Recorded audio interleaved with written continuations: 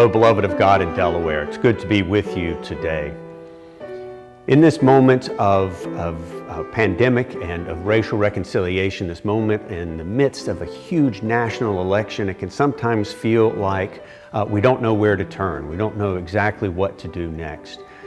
And I'm happy to say that in this moment, the church continues to do its work, continues to celebrate the Holy Eucharist, continues to feed the hungry, continues to invite people into the work that we're doing to share the good news of Jesus Christ. I want to share with you just one bit of that good news, of an instance today where the church continues faithfully, even in the midst of everything that's going on. It lightens my heart and gives me joy, and I think it will for you too.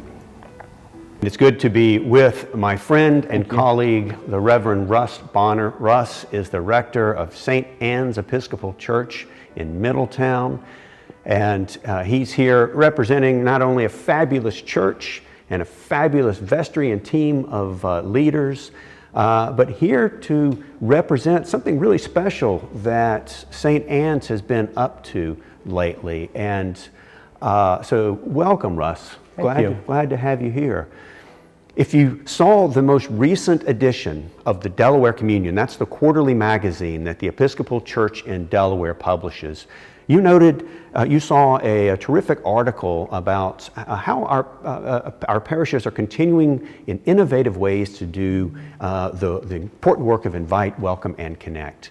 And you saw a story about St. Anne's and the work that St. Anne's has done around getting an online giving platform installed and underway. Russ, welcome, and we look forward to hearing a little bit about that online giving platform. Thank you very much. I'm excited to be here and to talk about this. I did not know what an online giving platform was until it was raised to me, but here it is simply. If you have ever used PayPal, you've used an online giving platform. We often, I think of online giving platforms as a way to make a purchase. They may also be used to make a donation. And when we realized that for the foreseeable future, we would not be worshiping in person, and so would not then have the Sunday collection, we thought, what's our next step? How do we meet this challenge? And so a team of us at St. Anne's researched various platforms, PayPal being one of them. There is a list, if you're curious, those of you listening at home, on the diocesan website of 10 or 12 different platforms. We researched them. We chose one called Tithely, and it has worked very, very well for us. So what that has meant is, because I get questions, people will ask me, Bishop, how do we make a contribution to the church right now? And for people who are already going to St. Anne's, well, they know the address, they know what to do, they've made a pledge, but there are people now who are streaming into our services who may have never set foot in Delaware before, and they're wondering, well, how can I make a contribution? And so what you've done is this online platform, it's a button. I mean, someone streaming a Sunday service, it's just one click away. Any church can do this. For us, it was about taking the first step. So what about the financial ramifications, or have you, it's easier for people who want to make that donation. What's it like for the parish side? What are you seeing? What is St. Anne seeing, for example? What we have seen is we have a number of parishioners who have set up recurring payments, weekly or monthly, and that is how they are paying their pledge. So people for whom the act of coming to church reminds them that they need to write a check, for those folks, this has been so helpful. They have set up their account. Every week or every month, their pledge is paid directly into St. Anne's checking account. The other way in which we have been blessed by this service is that group, that demographic that you mentioned earlier, people who are participating in our worship services or in our live Bible studies or in our musical offerings on Wednesday evenings. Again, just a simple invitation to click and contribute. Like the concert for the new organ. The concert for the new organ. Exactly. So we have seen that, so for St. Anne's now, as we approach the end of September, our budget is, we are where we need to be in plate offering. So our 2020 budget had pledge, endowment, and plate. If we had lost that plate income, we would be in a serious financial situation.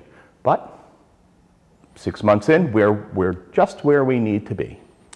And plate means for churches the Yes. loose offerings that come in the actual plate when you pass it. But if people aren't in church to pass the plate, and even when we regather physically now, we're still not passing plates because, well, we don't do that in pandemic. So that it's made a real difference. It really has. But what is fascinating to me too is beyond. Is when you and I first talked about this, it wasn't even the financial piece that excited you the most. It was the fact, and I tell you, what really excites me is your ability to connect with folks beyond the dollars. The dollars, well, it seems like a gateway into something more deeper.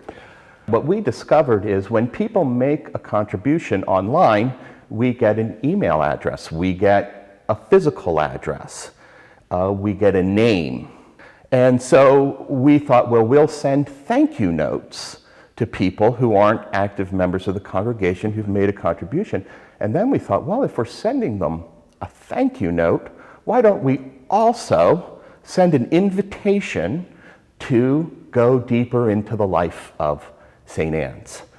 So it's not just a transaction. You're looking at establishing a relationship. That's downright evangelistic. It is. Have you heard of this thing called invite, welcome, and connect? I have, very much. It sounds like that's exactly, and I say that facetiously because I know St. Anne's is all on board and has been working very hard in this area. But you're talking evangelism.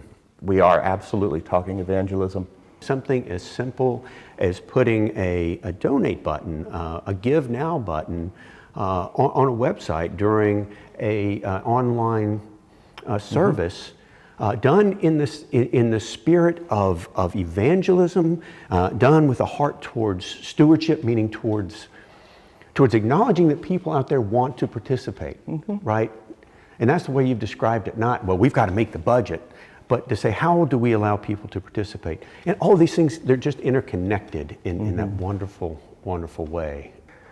One of the dimensions of the Christian faith that excites and inspires me is the way in which every new generation that inherits the gospel of our Lord Jesus Christ, part of our work is, before we proclaim it, is to interpret it in our own time. Yeah. How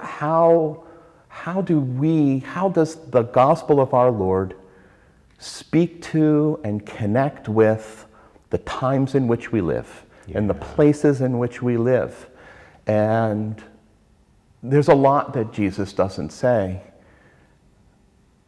specifically, but when we look at the Gospels and through the lens of our tradition and experience, we see that generosity opens the human heart. Yeah. And part of the proclamation, I think, where the message of Jesus can be so challenging, and just in the way that maybe taking that first step into the world of online giving can feel a little daunting or a little overwhelming or a little out of my reach. If I take that step, I find that I'm on solid ground. In the same way, if we can nurture our faith, if we can have these communities, our churches that nurture our faith, and such that our faith then inspires us to take those steps into generosity, self-offering. And Jesus, of course, has a lot to say about that. All the time, yeah. And you know, he looked to get his word out. He would go to the hilltop if he had to, right?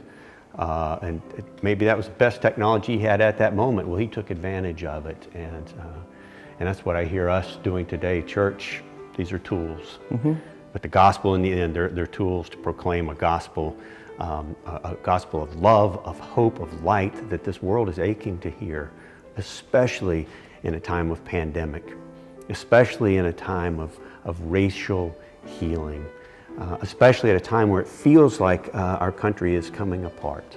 It's good to have that gospel. Oh my God, it is life-giving and affirming.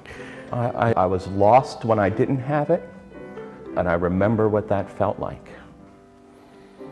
Indeed, it's good to be with you, my sisters and brothers, and to share with you just one of the many glimmers into the wonderful, exciting work that goes on throughout the Episcopal Church in Delaware each and every day. Even now, when it seems that the clouds are darkest and the skies are the stormiest, our work continues. We're not slowed down. We're adapting to the times, and we're preaching the gospel, and that's exciting. Stay safe, my sisters and brothers, and may the peace of Christ be with you always.